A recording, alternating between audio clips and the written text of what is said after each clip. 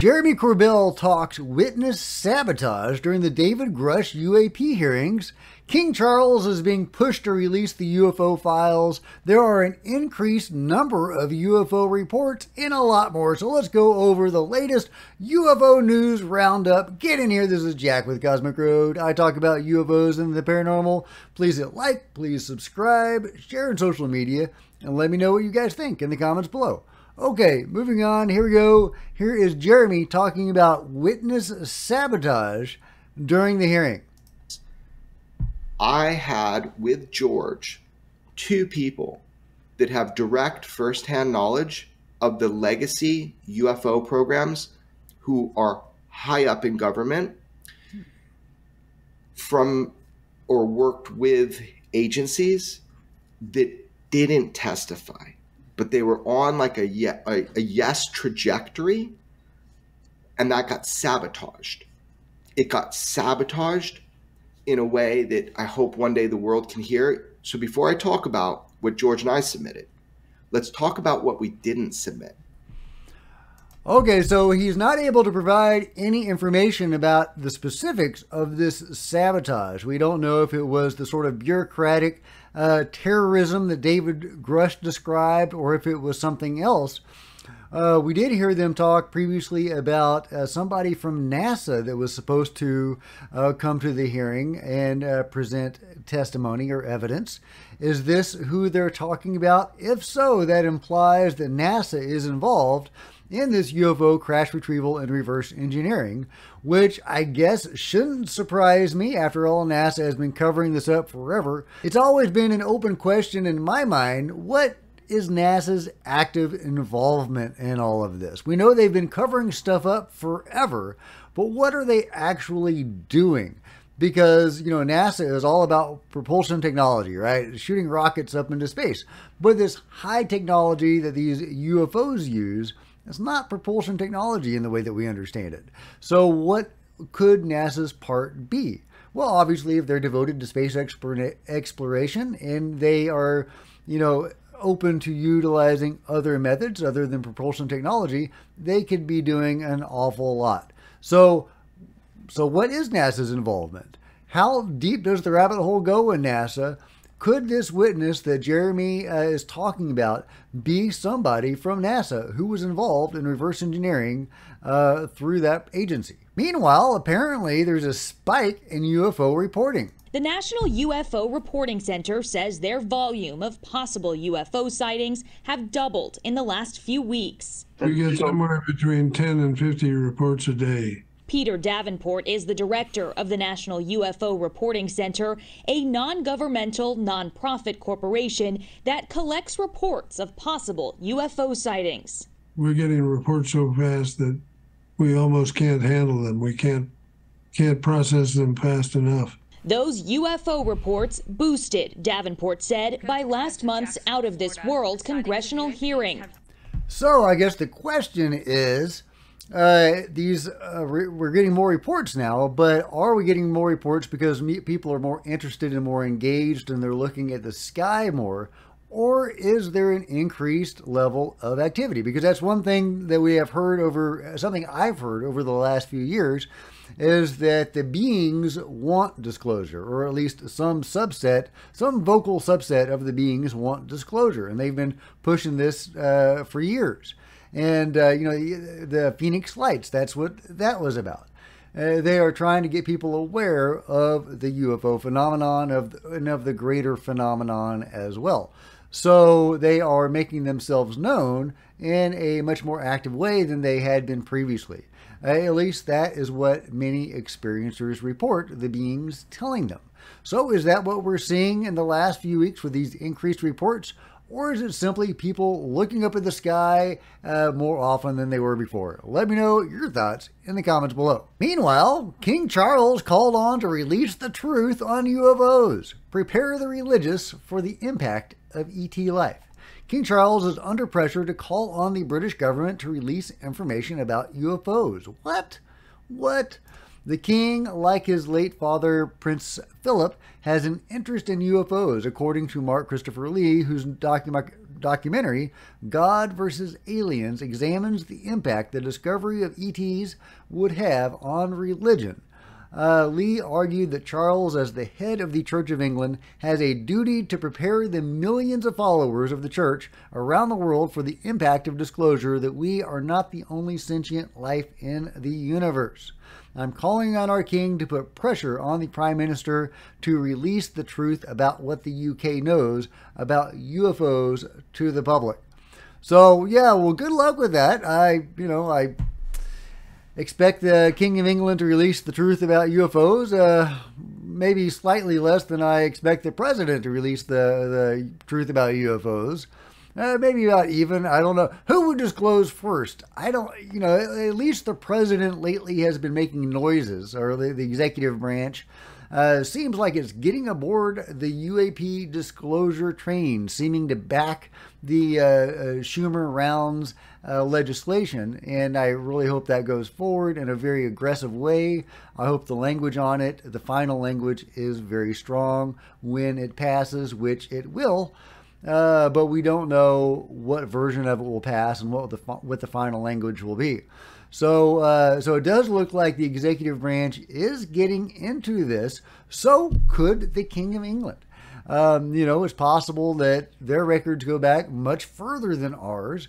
There seems to have been a long European involvement with the phenomenon, according to some researchers, and they tend to delve into more of the reptilian side of the equation, and some of that would involve the royal family of England.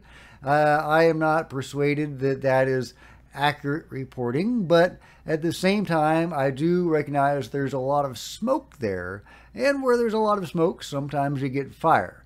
So who knows about that whole David Icke sort of, a theory, but if the King of England did release stuff, that might actually be proof that he's not a reptilian. So maybe he has more impetus to release this than Biden does. I don't know, guys. Let me know what you think. Meanwhile, here's an article from the Express. Huge UFO bombshell as up to 30 non-human craft have been recovered after crashes. That's right. The number of UFO crashes for this UFO crash retrieval operation has been boosted up from 12 to 30. That's huge. That's huge. A huge UFO bombshell has shaken the U.S. as top investigative journalist Michael Schellenberger has reported that as many 30 non-human craft have been recovered by intel officials. The potential UFO bombshell comes amid national attention on the issue after a congressional hearing. Very, very senior people with high security clearances were afraid to talk to me, Schellenberger said. He continued, I believe that if they had talked to me publicly, it could have been very bad for them. They were straight up. There's somewhere, at least on the north side, of a dozen retrieved non-human craft. I have other people say it's up to 30, and that's all since World War II. So, okay, so we have two different numbers. You have some people saying it's a dozen or more, some people saying it's 30. So which is the correct number? Well, I have no idea, obviously, but Ross Coulthart, maybe 6 months or so ago, I did a video on it, said that Wright-Patterson Air Force Base was a virtual parking lot of UFOs. That seems to be a hub for the UFO crash retrieval program. So it may be one of many. So when he said a veritable parking lot, was he talking about 12? Was he talking about 30? To me, a parking lot implies more than 50, let us say. So if not, considerably more. Which, obviously begs the question, why do these things keep crashing? And I, go back to Dolly Saffron, the famous experiencer made famous by Preston Dennett's reporting on her. He wrote a book about her, and they are co-hosting a podcast together now. And Dolly Saffron is a very unusual as a fully conscious abductee or contactee. That is, her mind has not been wiped after these experiences. And she says the reason these UFOs keep crashing is because of the Earth's unstable electromagnetic field. These guys are surfing on the electromagnetic field of the Earth. That's how they stay up, according to Dolly. And because of the unstable field, sometimes they crash. So I guess that is more believable to me than all of these being accomplished by shoot downs. I would imagine that surely the number of shoot downs is relatively small, but you know, again, if we are shooting these down, which it appears that we are, I am imagining that the technology that we're using to do that is not conventional technology. So I guess in that case, the odds go up. I don't know, guys. What do you think? Is the number 12? Is it the number 30? Is it substantially more than that? Let me know in the comments below. And here's one of the witnesses from Stephen Greer's press event with some really intriguing comments. Let's listen to see what he has to say.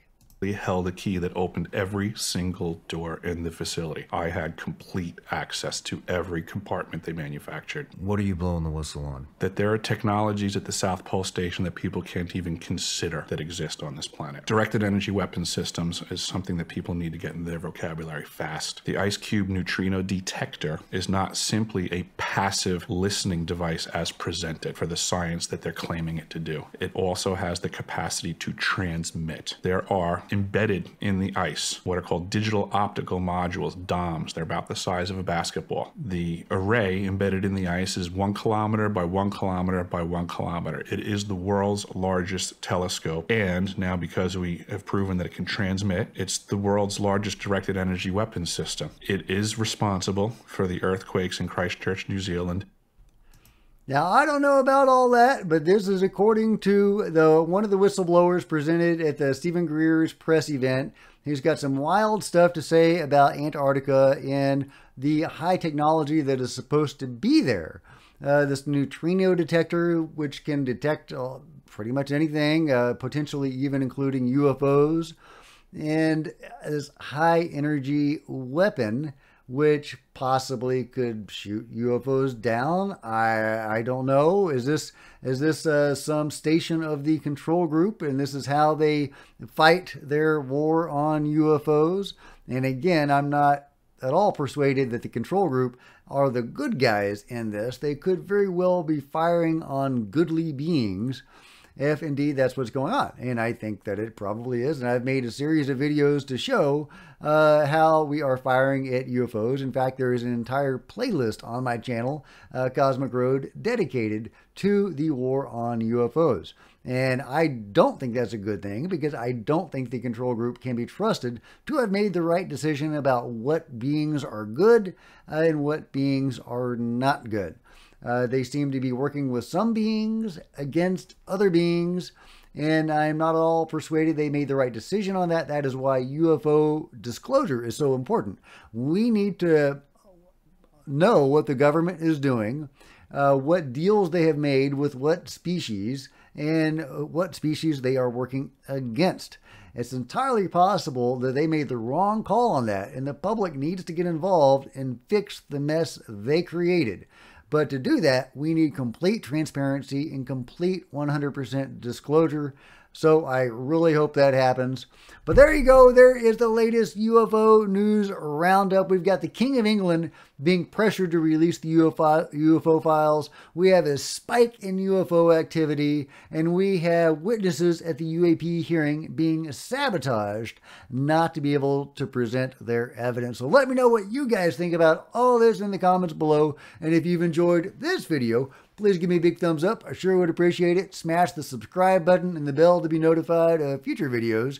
Join me on social media. There's Facebook and Twitter links below. I would love to see you guys there. And there are plenty of other videos to check out on the channel. Oh, if you wanted to support Cosmic Road in a bigger way, please consider leaving a PayPal donation. There's a link below. Or simply become a channel member. Channel members are rock stars. I love you guys. So thank you all who have joined and become channel members. And thank you all for watching. All right, see you next time. This is Jack with Cosmic Road, signing out.